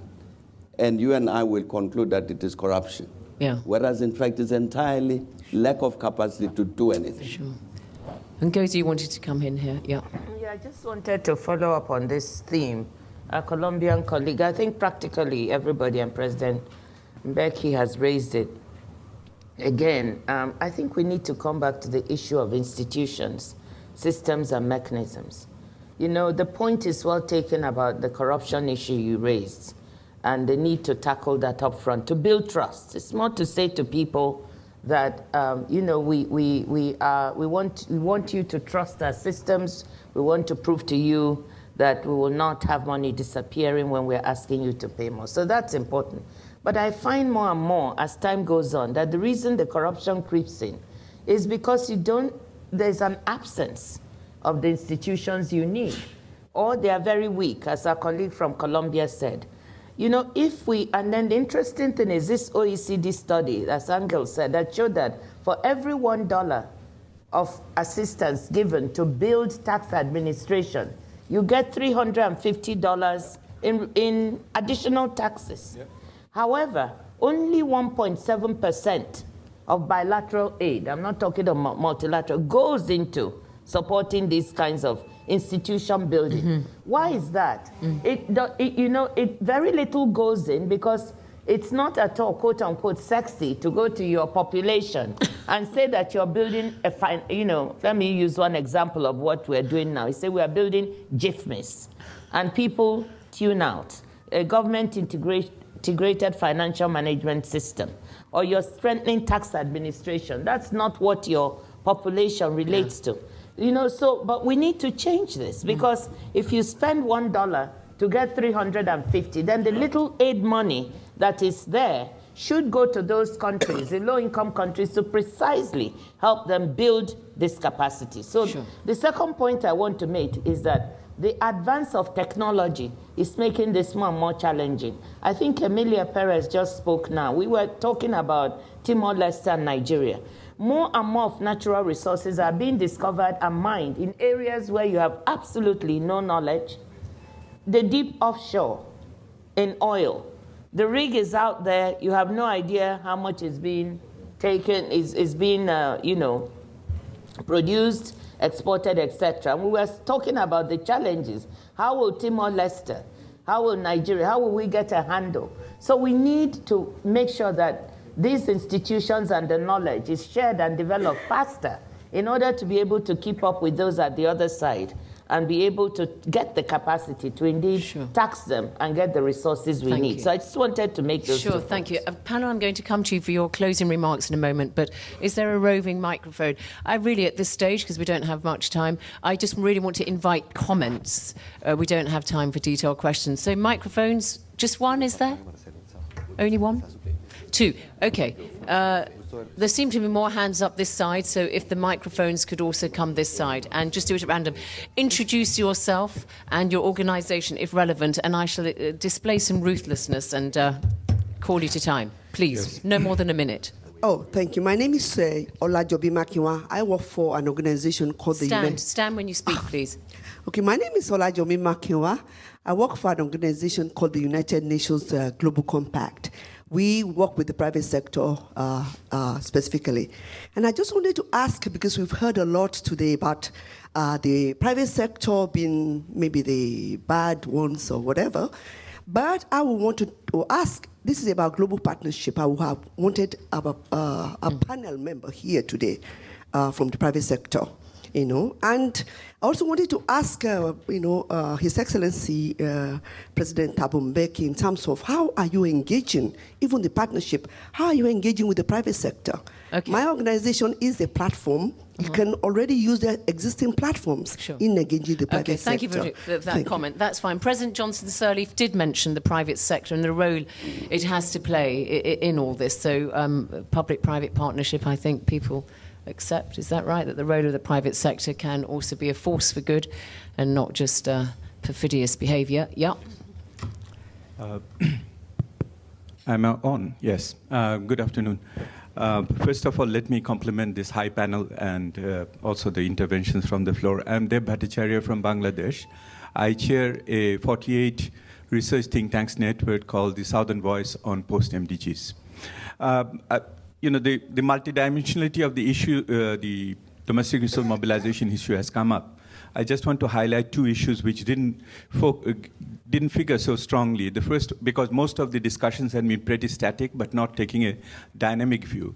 From the dynamic point of view, for more sustainable domestic resource mobilization, what is important to have the structural transformations of the economies in the developing economies, the low-income country, essentially moving the employment structure in favor of more non-agricultural activities in manufacturing and high-value services in that way. So I think it's more related to the way, the nature of the growth, which will ensure both in terms of income and also higher savings, which will lead to more sustainable domestic resource mobilization. This is one point. So the second point is also related to largely to the global partnership issue. All our studies have shown that the peak of domestic resource mobilization in the least developed countries had been in 2004, 2008, and it has fallen after the global financial crisis. And it is yet to recover the peak which it has lost because of the international market behavior. So it is not to do about only domestic issues. It has to do also how the global markets function. Thank you. Who else has got the microphone? Stand. If you've got the microphone, just talk briefly. Africa has decided to industrialize, and that's a move in the right direction. It picks up from what this gentleman was saying. But to industrialize, we have to protect the young infant industry. Every country that has industrialized protected its infant industry until it was ready to compete. Therefore, for Africa to industrialize, we must protect infant industries. It can be done two ways. One, by raising tariffs to make imports more expensive compared to the domestically produced goods, or we subsidize the industries to make the product cheaper than the imports. Which one do you prefer? Okay, all right. Thank you. It's a well-trodden argument you're bringing up there. Yeah, who's got the microphone stand? And there are some people here. Anybody there? Okay. Okay, quickly, two areas. Lynn Speed with the Executive Intelligence Review, and several of the panels touched on this issue of corruption and the need for monetary reform. Currently, the U.S. Congress is considering legislation to reinstate Glass-Steagall. I think everyone's aware of that bank separation. And this is being discussed now internationally. So this is, I think, critical for reining in the international corruption speculation, and I want to know the comments from the panel on what they would feel in terms of this area of monetary reform. The second area, quickly, is this question of bridging the development gap, particularly in Africa and other developing sector countries. Last Friday, Lyndon LaRouche gave an international webcast in which he said the only way to get a durable peace, and of course we just narrowly avoided what could have led to World War III, was by bridging this developing gap. And he proposed a worldwide program involving the development of thermonuclear fusion power. Wow. Now, Nigeria and South Africa in particular do have a nuclear power capacity. South Africa, the pedal bed, and Nigeria has announced their intention to develop this. So I would like to just know what your proposal would be on that. I'm not sure we can tackle thermal nuclear fusion at this stage, but let's see what else is coming up. Thank you for your comments. Remember, look, we're not talking about the entire development, agenda and industrialization and all that. It's specifically, we're talking about illicit capital flows and taxation. We can't fix it all in one afternoon. Yeah, go on. Thank you. My name is Mansour Mukhtar, Executive Director at the World Bank and a former finance minister from Nigeria, but currently co-chair of a UN Intergovernmental Committee on Sustainable Financing for Development. Just thought I should seize the opportunity to bring to the attention of the audience the work of this committee, which is really complementary, supportive of all these efforts. And Mahmoud has talked about this. But to really talk about the need to ensure that all of these efforts are pulled together and at the end of the exercise. And secondly, in relation to the themes for today, to domestic resource mobilization, to stress the importance of leveraging the public domestic resources with private sector, recognizing the key role of private sector. And secondly, the role of financial intermediation, effective financial intermediation. But within that context, to bring across a message from Her Majesty Queen Maxima, whom I met a short while ago, who was making a passionate plea for financial inclusion. And these micro-level issues tend to basically tend to get lost when we're talking about the bigger picture, but they're very important in discussions on sustainable development financing. Okay. Thank you. Thank you. Thank you. Who's got the microphone? Okay. You, and then 1, 2, 3, oh my God, 4, 5, and then I've got to close it. Please, I'm going to start doing this now. 1 minute starts now. Okay. My name is Budi. I'm from Indonesia. We have also a problem with illicit financial flow.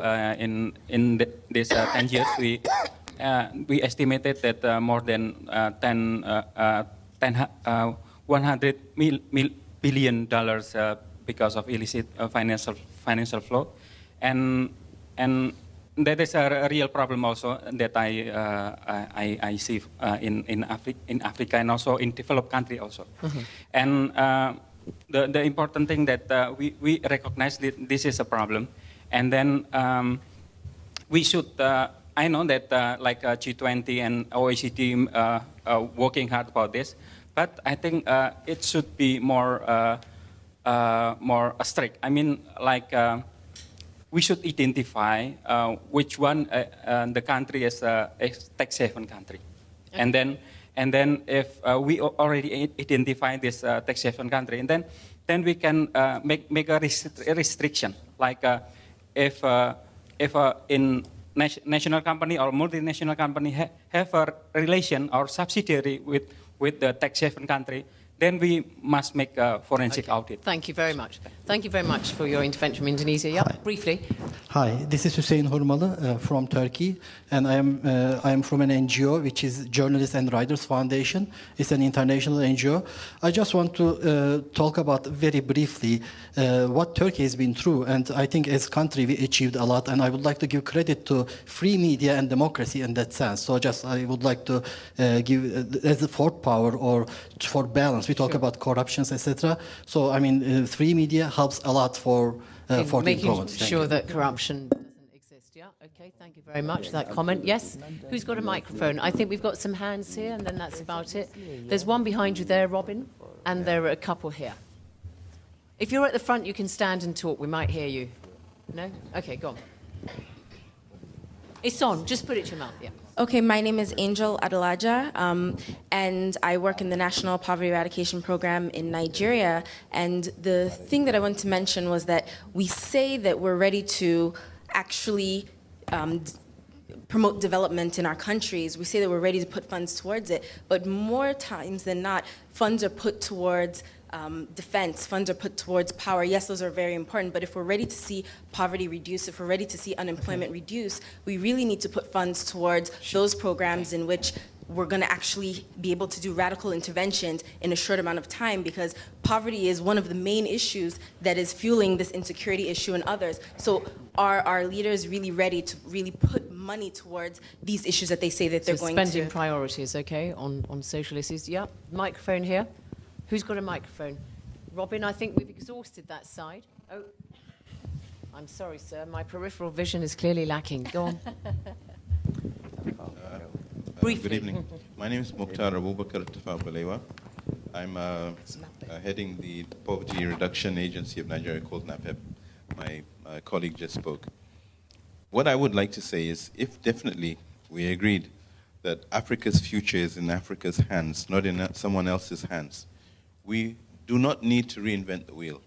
We've got cases like Malaysia, we've got cases like Russia, we've got cases like the United States, we've got China, which have done incredibly well in, perhaps it's debatable, in having an impact on poverty reduction, on development.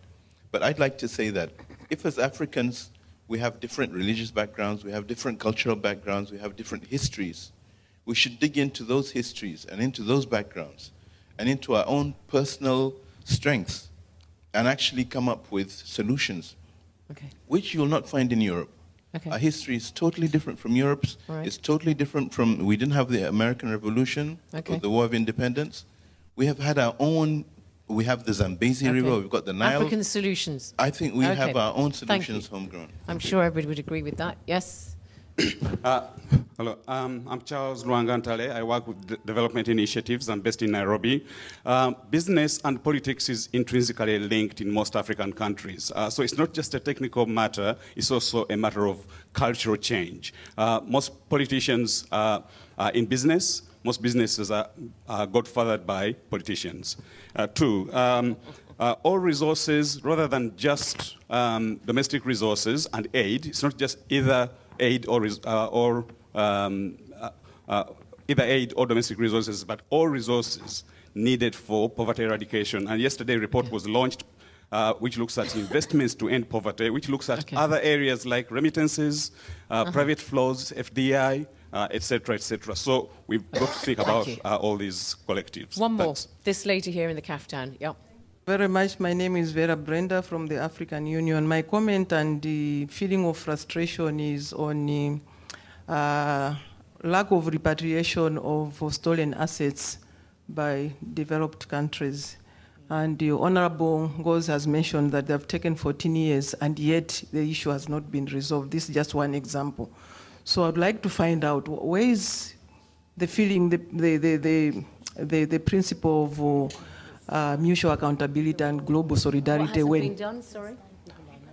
Repatriation of stolen assets repatriation by of stolen assets. developed countries. Okay, yeah. We talk about it, but nothing has been done to repatriate, and there's no strategy or frame of or any regulatory framework for these stolen assets to be repatriated. Thank you. Okay, thank you very much indeed for your interventions from the floor. Rather diffuse kind of points have been made there, but please do make your closing remarks, panel, but keeping within the topic that we're here to discuss. But just one thing I'd like to put in very quickly, which is we've been talking about, Norway, Glass-Steagall was mentioned and so on, but when we're talking about illicit capital flows and so on, how confident are we that we can get all key global players, those who aren't perhaps listed on, American securities exchanges and the London Stock Exchange and so on, involved? In other words, some of the South players, some of the big countries that are involved in Africa. You've got to have something that's pretty universal, and that's going to be very ambitious. But you know what I'm talking about. But anyway, let's do this. Ngozi, I'll come to you last so you can make the closing remarks. So I'll come to you, Dr. Ortega. Okay. I would just briefly agree with our friend from Turkey. Data is going to be key. If you want to make institutions accountable, you need people to know what is going on. And most of the time, data is very fuzzy, and you don't allow people to really know who is paying taxes, who are not paying taxes, how much is being paid. So if you manage to mobilize the media and to create independent sources for data to be brought out to the public, and you use that data to make institutions accountable, and institutions at some point should be shamed for having very poor results, I believe that is going to be a key way going forward. And that's going to be key as well to keep whatever is being successful sustainable through time, because in tax administration, if you get it done well, next time is very likely the interests are going to be enormous in order to bring that backwards. And it's not just to move forward, it's to keep that pace going in the right direction. Thank you. Minouche? Very good. Minouche Shafik from the IMF. Yes. Just to build on that, in some countries like Sweden, everybody's tax return is on the internet, is published. Many countries like Pakistan have used transparency, particularly of public officials, to shame them into compliance. So I very much agree with that. But my main point will be, this is a global challenge. Every country in the world is coming to the IMF and saying, how can I mobilize tax revenues? That includes advanced economies who are trying to do fiscal consolidation and reduce high debts, middle-income countries, and low-income countries who are trying to invest in development. So it's a global challenge.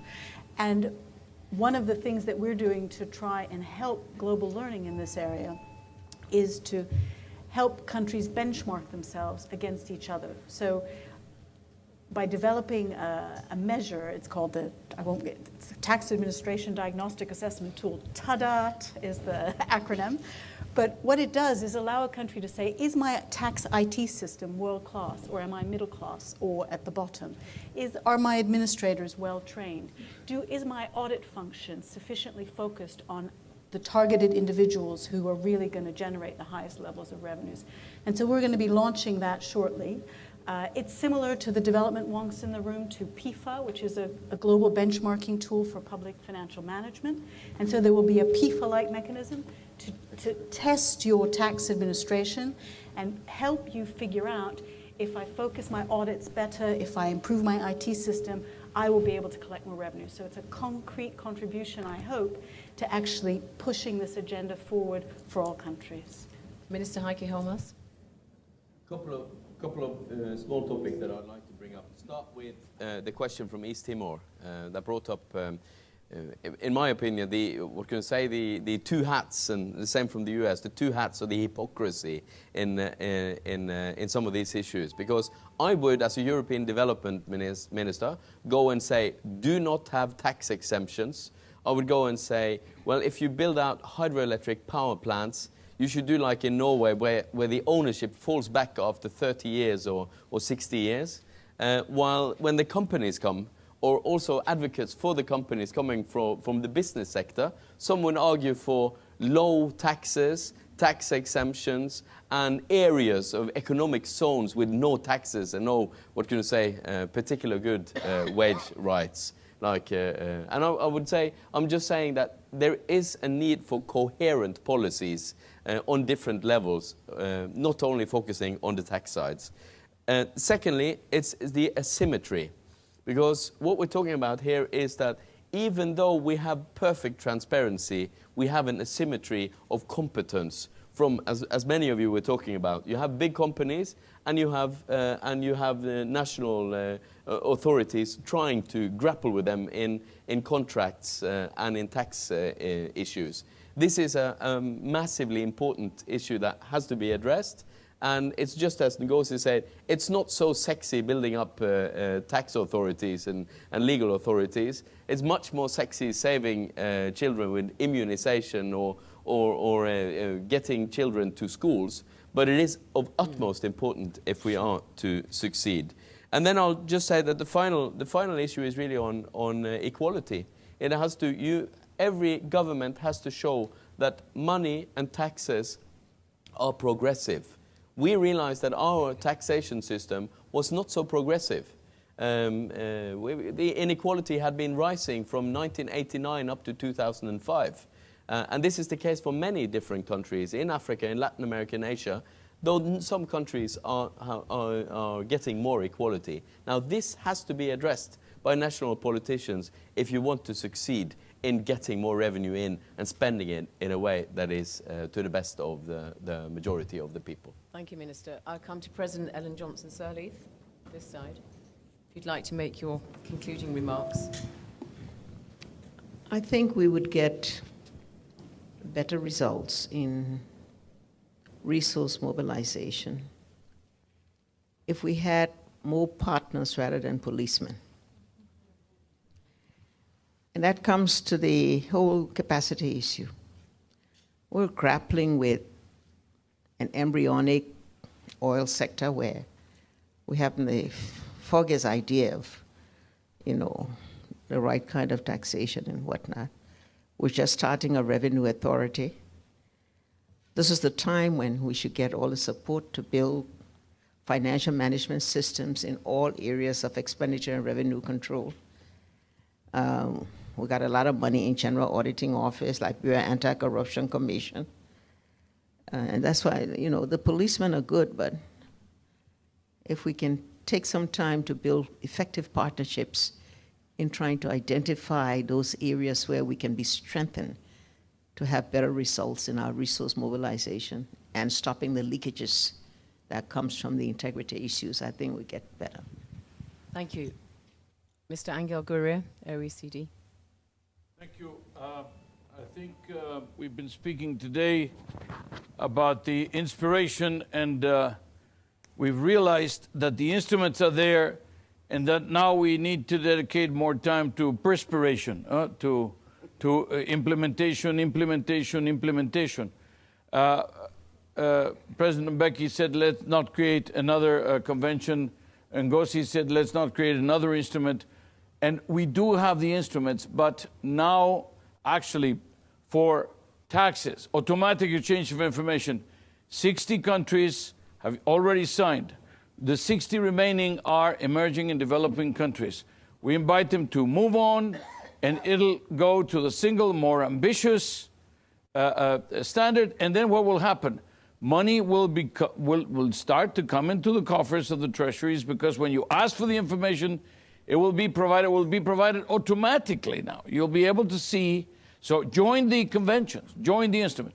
The Anti-Bribery Convention, as I said, this is a commitment not to try or not to bribe your officials, okay? You commit not to bribe their officials, they commit not to bribe yours. We create the network, the instrument is there, make it stronger, make it more populated with a greater number of countries, and it will happen. Now, we still have problems in tracking. We have countries that are so pristine, so chemically pure, so perfect, they don't have a single company that wants to bribe. Well, we should clone them or something, or maybe we should make them shaming, naming and shaming, so that they actually start doing it, and that we stop this part of the corruption. But the instruments are there. On the taxes, we have the instruments. On the anti-corruption, we have the instruments. I would say capacity building, President, absolutely critical, so that the countries that have the instruments, have signed on, but cannot profit from them, can now do that better. And many of you have alluded to that. And the last thing I like to say is just a very short reference to the fact that, again, as I mentioned at the beginning, there is a very serious casualty here, and that is trust, the confidence in our institutions, in our governments. And that has to do not just with money and with aid and with flows. It has to do with stability. It has to do with democracy. It has to do with the ownership by people of what the leaders are proposing. And that is also why we should pursue these issues with a vengeance. Thank you. President Thabo and Mbeki, your closing remarks, please. No, very briefly, as Zeinab, I would say that I think perhaps the most important thing we should say today is that we should encourage Ngozi and the others who took the initiative to draw attention to this particular matter of domestic resource mobilization, to do more work on this, to do more sensitization about it. Because as we can see from all the discussion we've been having for the last 2 hours, for those of us coming from developing countries, it's got to do with the matter of taking responsibility for our own destiny. To say we're responsible for our own future, and therefore we must be responsible for generating the resources to define that future. It's critically important, just from that point of view. But of course, as we can see, the ramifications of it, the actual moving forward with regard to that, then brings in a whole range of matters. We've been talking about taxation and automatic exchange of tax information, relations between us and the OECD, relations between us and the EU. I think point was made, the EU is looking at legislation. We've been in touch with them to ensure that the multinationals report by country in which they operate, so that they don't disguise the breakdown, their accounts and all that. So there are many elements to it, but critical to it must be the starting point, that this domestic resource mobilization is critical to our own future. And so I'm saying that if we can encourage them to continue this and to do more sensitization so that all of us are focused on this matter, I think it would help us to resolve many, many problems, sure, including many that have been raised here. Ngozi Okonjo-Iweala, in making your closing remarks and also wrapping this up, picking up what President Mbeki said there, you brought this about, this initiative, because you wanted to achieve certain things, to raise awareness of the global partnership for effective development cooperation, particularly within the context of the post-2015 debate. You also wanted to engage everybody in a discussion about how aid and other forms of development cooperation can help countries in the developing world, particularly in Africa, to have better systems of effective taxation and also to prevent leakage, the kinds we've heard about today, the bribery, the illicit tax flows and that kind of thing. And also you want to try and work out how you should take this forward at the ministerial level meeting in Mexico in 2014. So in your closing remarks, how far do you think we have assisted you this afternoon in doing that? Well, thank you, Zeinab, very much. You almost summed up quite nicely, you know, some of the things I was going to say.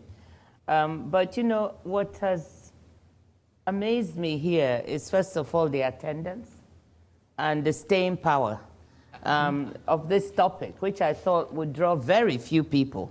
But you can detect that there's also a yearning to discuss wider development issues linked to this. I must say that I feel really helped. How? I'll tell you how.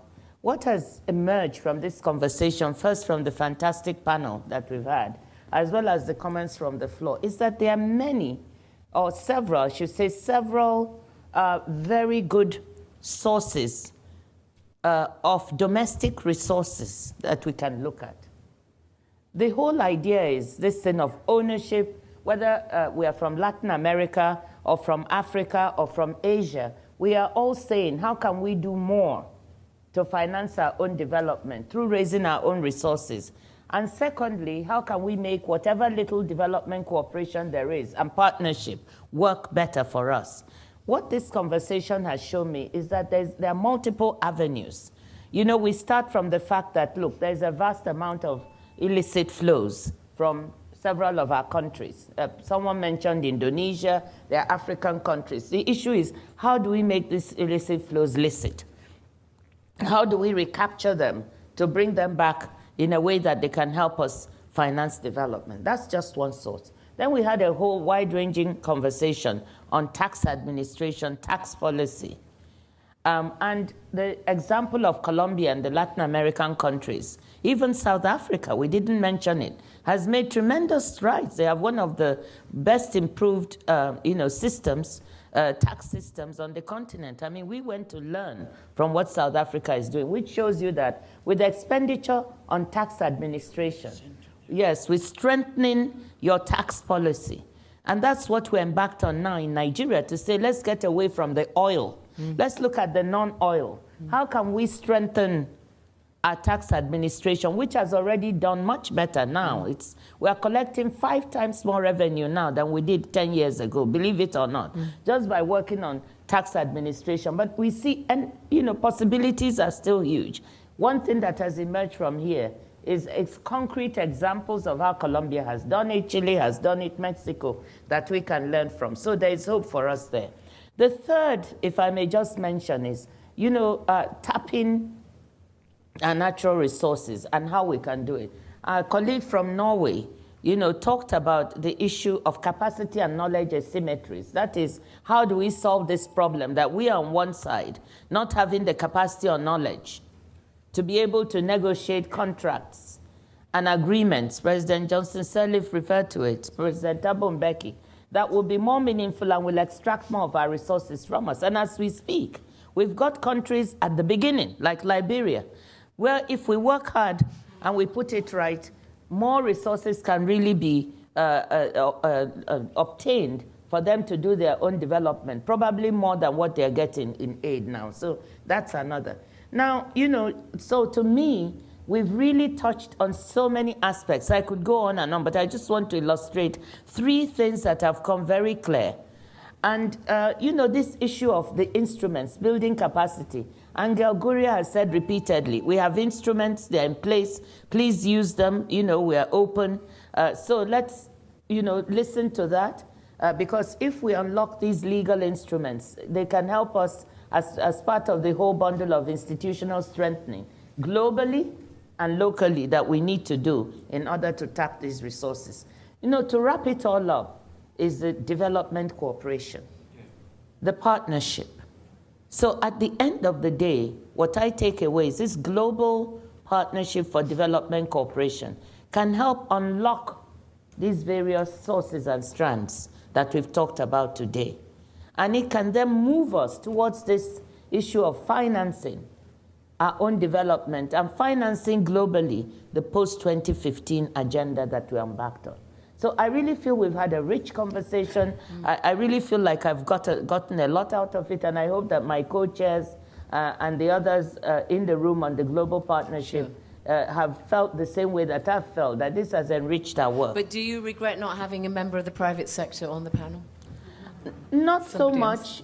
It would have made it more interesting, because I'm sure in London, when we were at the G8 meeting with Prime Minister Cameron, we had private sector members who felt very put upon by some of the comments, that we made around the table. I mean, we shouldn't paint it like it's all bad. Sure. That's not the case. I mean, there are companies that are, have sterling behavior, are transparent, are doing the right thing, and what we should do is showcase them as examples of how to do things right. So finally, I really think next steps, we've taken note of what we've done and said here, and for me the key is how do we now take this into action. We hope to take from here into a very more pointed sort of note or concept note that will underpin our conversation at the ministerial, and then lead to specific recommendations on what countries can do in order to unlock these domestic resources and where they can get help, the sort of help from be it the fund or the bank or the OECD or our own institution, in the case of Africa, the African Development Bank. Well, thank you very much. Thank you. Well, I think we've all, I'll just thank the panel. I think I can safely say that we have all participated today in what is going to be the start of a very important global conversation. I'd like to thank our panel, President Ellen Johnson Sirleaf, President Thabo Mbeki, Angel Gurría, Minister Holmas, Minouche Shafik, and also Dr. Ortega from Colombia. And of course, thank you to all our hosts, including Ngozi Okonjo-Iweala. Thank you to you also, audience, for your patience listening. I hope you found it interesting. Thank you for those who made interventions from the floor. That is the end of this event from me, Zeinab Badawi. Goodbye.